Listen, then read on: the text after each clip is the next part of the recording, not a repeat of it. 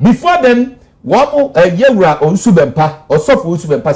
say John Mahama nsaka moja se munim nam de ne ba bieu enye me beto o man se Ghana fo nim no mu san ma John Mahama be president biema enye me be sisi Ghana no obi antimi tanga NDC ba sanitation ministry no yebegu no ni asan dia call local government MPP e ba ya me ni nyina de me se bo modern enu nti na me sa yesuntie no enye ma ewu sei no ensisi also but just one person say na kura bi yesu ewu wo de o ba ye ojadu ani mu hia de enso na beto abuoi awia na bebo a plane atofom enti se de na ya gya nto aka ye no enye natural disaster natural adenti na ye mesa bamuda Rollins abamuda kofu abamuda ekufu adu. Indeed, he sits here and he talks about citizens and said, listen, the person who made flooding in Accra and in Ghana politica is the president. Have you seen the president's statement when he was in opposition? In fact, he said that he blamed Nana Addo Akufo-Addo squarely. He said it. He said it's the president of the country's responsibility to fix it. It's on his Facebook wall. It's there. The screenshot is there. I can share it with your production that they put it on the screen. So you knew that as president, your responsibility will be to make sure that when it rains, we are not engulfed with flooding. Okay. You're not telling us anything. See, let me tell you where the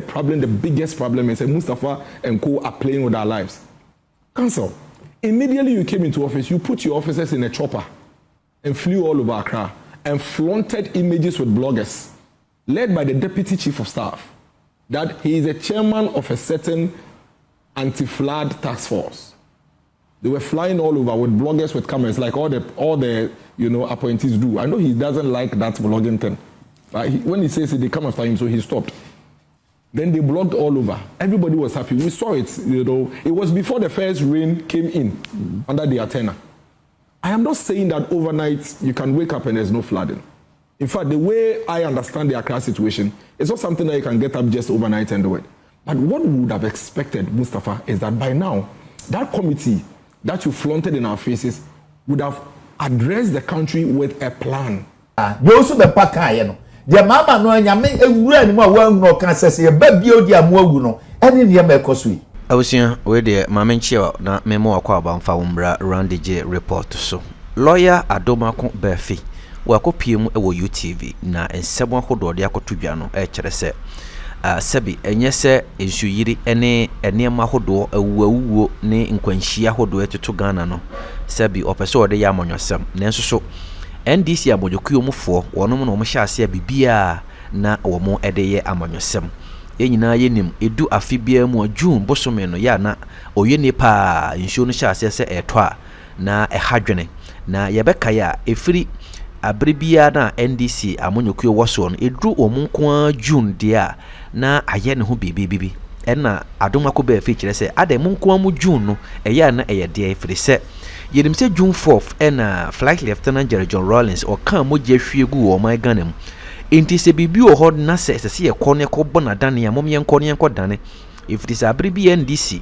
ewa aben mu no edu June a ya na oyone ena eto yen ewuwo ene sebi amampani ahodo o mo ma bedi akonya wa NDC di mu nyina ba mo wo abesesa wonum nyina akọ wa bra wonum nni wo mu mfi emme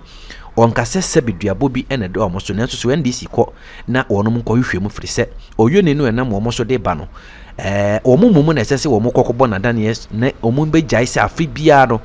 omunya akonya pe na omo de MPP anim e de twitwi fom na wonum chese NDC MPP fo nko aba ban mu a ene nsuo yire MPP yesi na yesi na yebeka ya bra na NDC amonyokuo wonum bontoa omo campaign no John Dramani Mahama ekogina simpie so ka se wono de wahu se MPP amonyokuo womo akogye bosia anase World Bank amomu sika a odona womo ede titititim eni ade a nenso so wono de wahu se sikadie bi akoso nti wono wo ba sa adwuma de no betwam na wayi ama district assembly na osaba ye obehu se ade se district assembly ne ntimi mboa no si se de wo sa kire se district assembly fo no wo hu so mu nkaja omu chese omu ono ankasa nsem no kan na no de akokwa ne ho a na ode entie John Dramani Mahama bra obonto ne nsem wo kan ye ene enne de wase twa ne ho a wo kan eno achi ne eti Adomako Baafi se de wasi a kyerɛkyerɛ sansem mu yima fa de enti a eni se NDC fo wo mo de bibia ya amonwose modaro ma like video yi mame na share ne sitru pa no fo adwenkyerɛ bra yina no ye nsua de ezu enti sa Ministry of Sanitation a omo ahwɛ so mfie wotwe a enne nso kakra to omo koji sika wo World Bank se ombe yi gata numu a chese omo mfanye hwe no NDC ba sa sanitation ministry no yebegu no ni asan dia call local government okay maybe anso beto bia yebe yi gata numu nyina se ne be ya nso no ba ebenya kwan na asen na ensu a etayiri ewo mo junction hono. A few moments later, if you come to London, you see the canals in the city. If you go and build a house in that canal, where will the water go? It will go back into people's houses. Unfortunately, Nanan Misremu, our traditional rulers are selling plots in streams. So when the water comes, what is left cannot contain the water. And so it will overflow and flood people's houses. That's our problem. And part of the problem is the local councils. But Obapeni, Semetis will be cancer. Mom find Yaman your semua. Metia, and has the demon and buy. Coming in Babu Mupa, met ma to him, E.G. White, met ma putu. Nebom MPP Yaman your semua.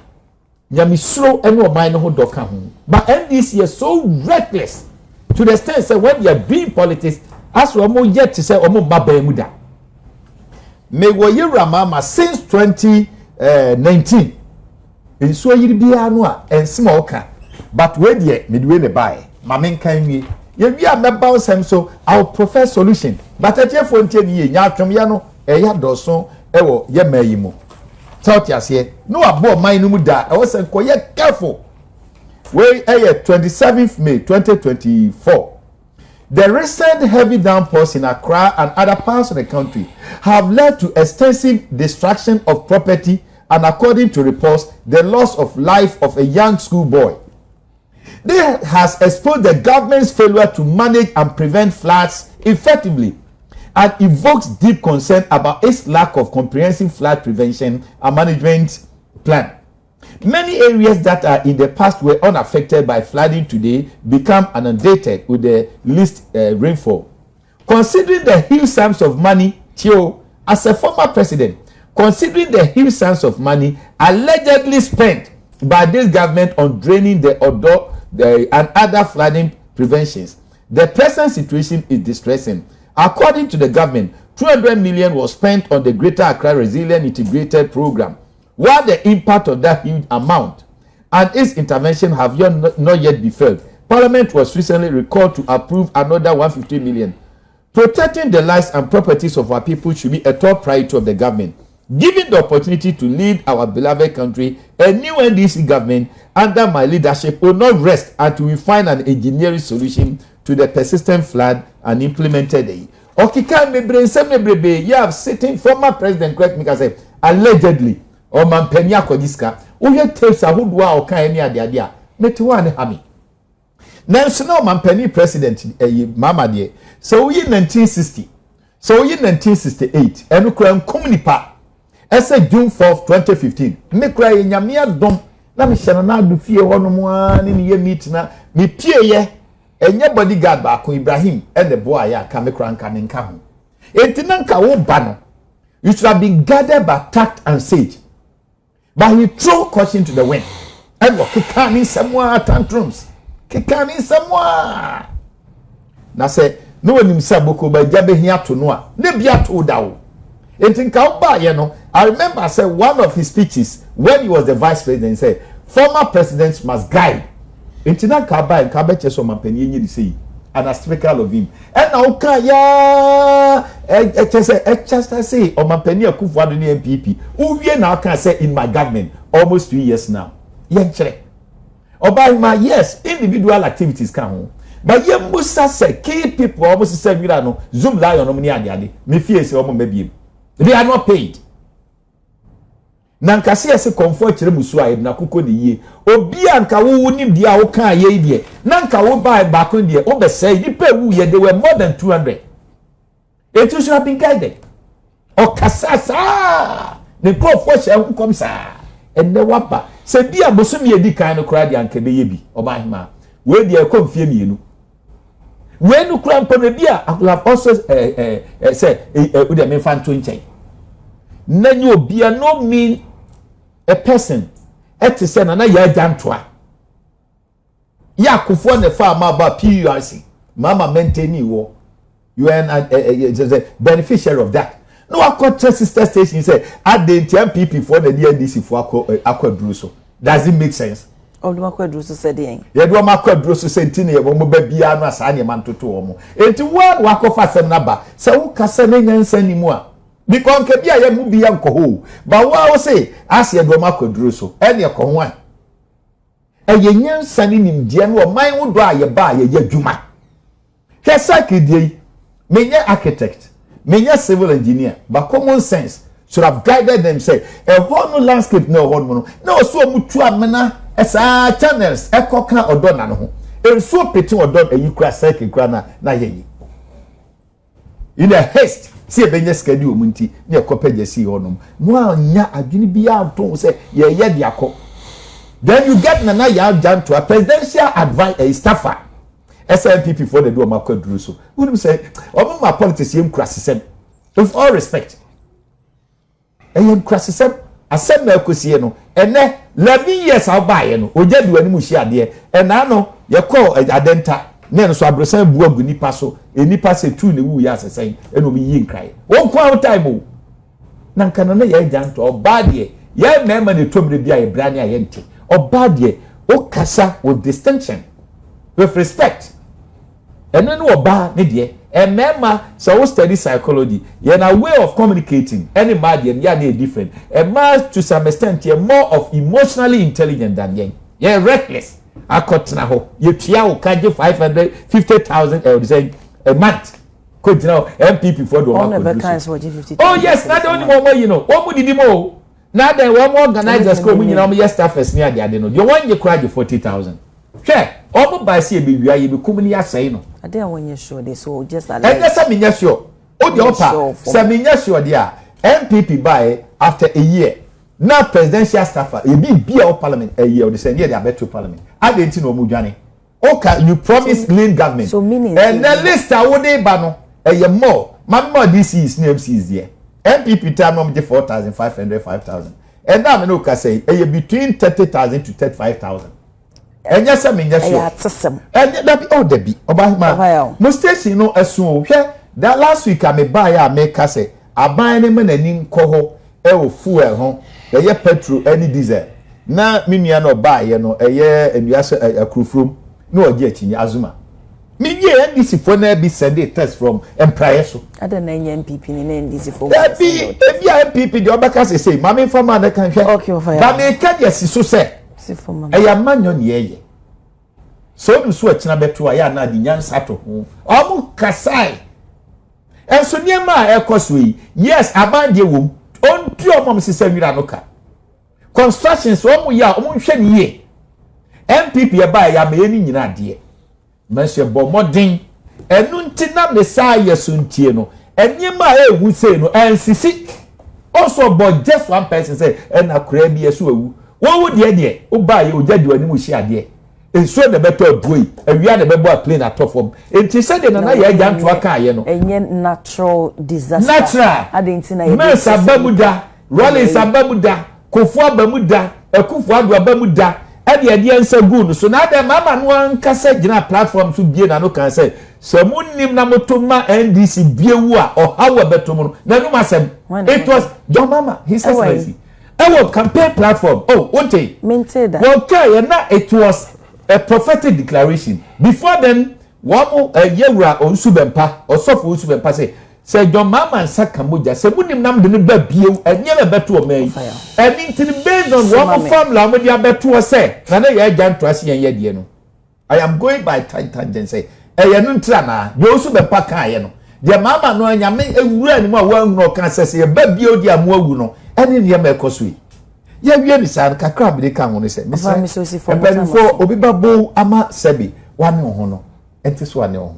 mo ada roma mo me nya ni free etom de bia me yetimi ye de ohene de oya dodo na sase otwa ma me no ene ama sama ekopim sa wo nyina se ye kwan yi a adane nkran ana me bo ana enti chinchina se ye kwa kotra techem chinchina se ebinom ahemfoka ho abampanimfo ka ho assemblyman fo bi ka ho eni nipa ho bi ka ho kakra ye padi enti ba wan kasa no so wo kwakoye no ogina ho sei asase bu okra dan na wusie no the tester of the soil must be tested. Okay. Asase bu ma the tester of the soil must be tested. Ghana ha no ye will be e Holland ni nyina sinso so wo hwe zelezu ebisi so but nyansa ni nimdi a oba him de ka ho nti no omutinso so na de ani anke wasase pete kakra so no enso ni timi nkoye ye nhwe bola edura mi hwe na eye alajo hayi pani ba ko George bona no en wo hwie nwira digum na se we na manyofo yi ya wufrim ye de nkabo mu ye na nya mama kasa amwa enkasa be ebi akobeka bi kasa na prevent o se wo hu so obi hwie ewura gugatemu na uje ni panama na ko because of my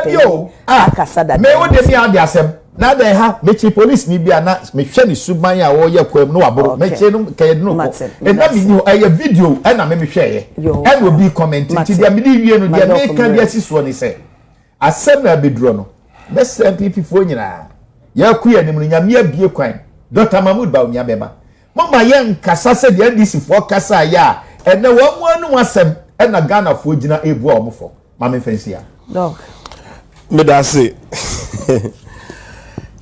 asem a ye kan ho asem no your case ye kan ho asem na ye dan a ebu ewo North Industrial Area and I will restrain myself within that context. Na ye se omai mu a aya se kasi obi ayi a ade ba ko a ye de hwese wa ye ene edan a wasi nti obia e bankran kokumase kokufo dua ko capital na so obo bra kakra na opese okofie ko ba mane se makobo bra opese osidan nti amadan sie no abeka ya brabo ho nti aye lifestyle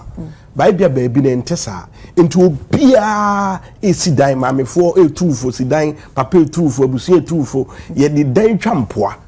nti amadan sie no abeye part of our na yesi ne sen enka ne papa mu a enka wo sidan a wo beto asase a wo hwe bia a wo to asase no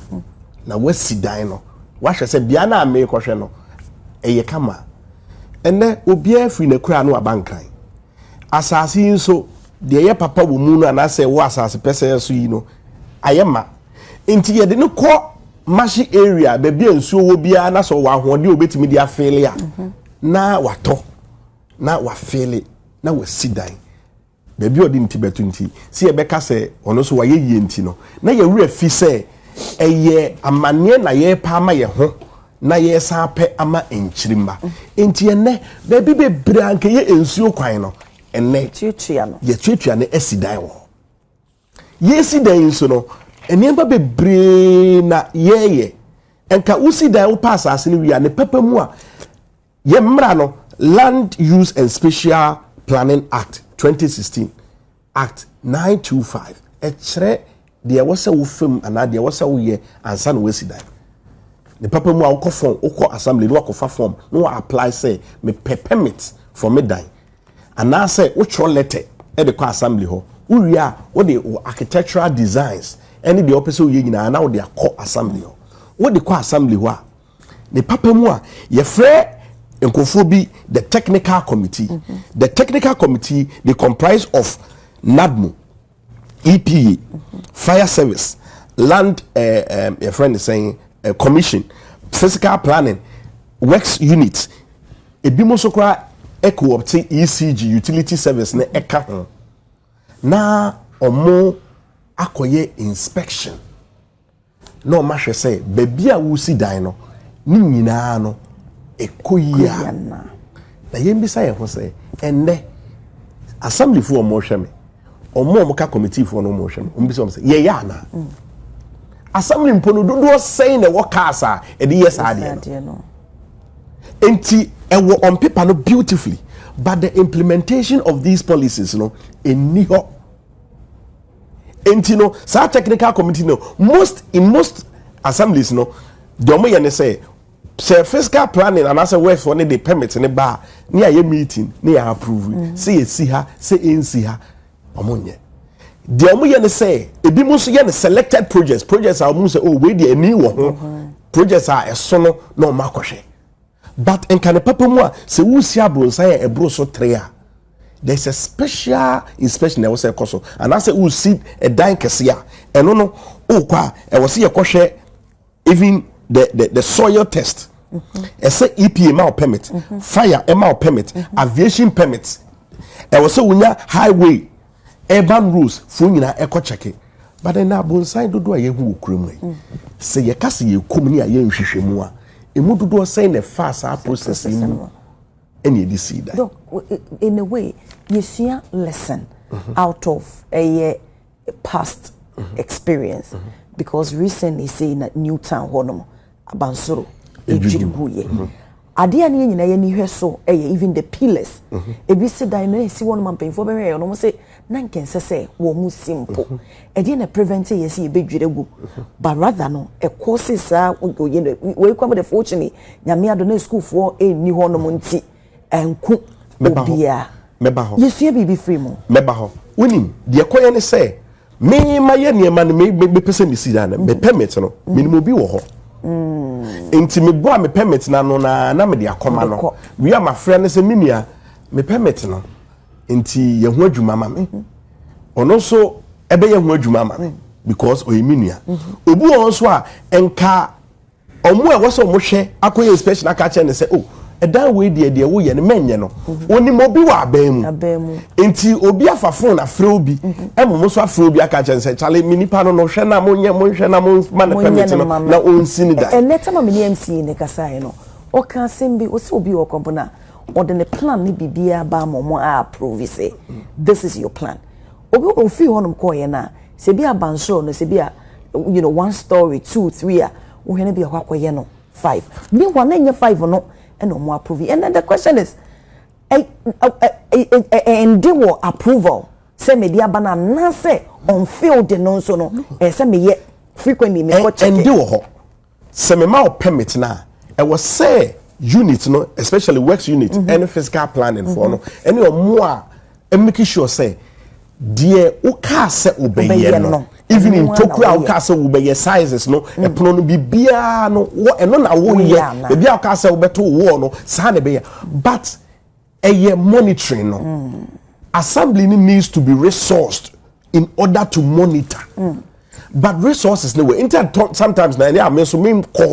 blame assembly because some ye fiscal planning director na me office no obi afrem say obi si dan wo kwan mu a me I said that me tumi ameka na me dey call na say company car kofo bebre so tumachi enti resources no se ka wo ha mombra pick up ni atram ni na yakwa de ekoso ni ehunu regular monitoring but sa resources no eni ho enya abanwe ana abanwe eni ho over the time enti most assemblies no obekọ na pick up ho ye two coordinating director and I say senior ibi na echi and I say MC ibi na echi pickups into my handicap they are not resourced enti no some monitoring and koso and na ya be normalize the situation no obi okra wa apply ne da no answer obi apply for permit ne da no we see awie answer obi apply permit no emba ye ba ne da no we see awie tim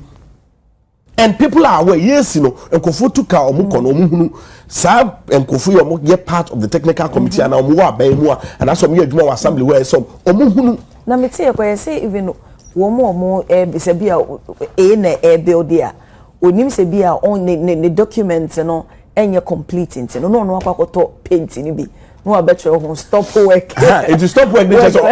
chema what we say stop it's a multi-layered factors yenya yesi dan ye ka ho medical agriculture wasa institutional failures eka ho and a structural integrity one kasa okotena dem e was say ohunu say e dan no ebu ye sebe we dey menkai omo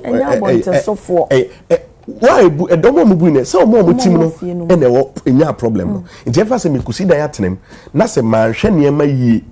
na say misi dan no biara because senkofo be kase me si dan nti no se bibi ba se me na me ho be kire me Macho. nti yesu na wo se ye hwe se ye be employ the right people be ne ye wa he me ka ho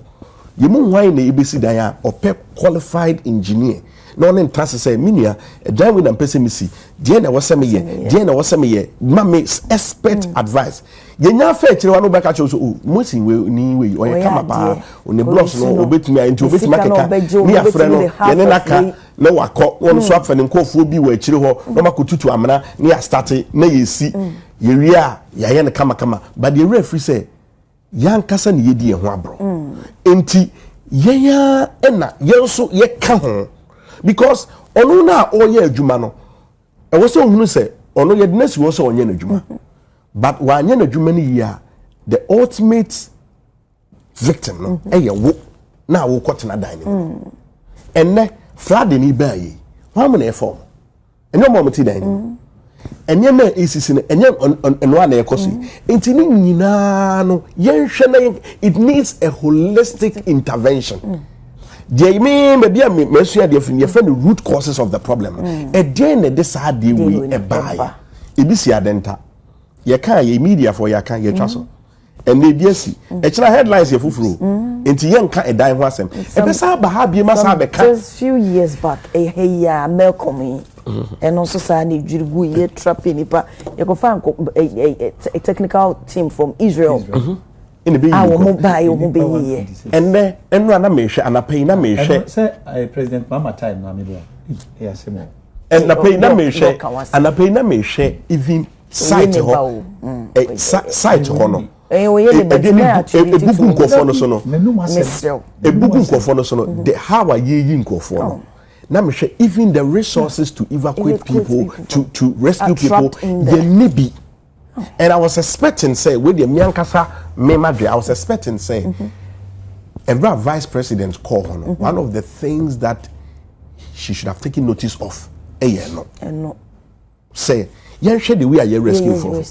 me na me ni site but the me we two excavators and I say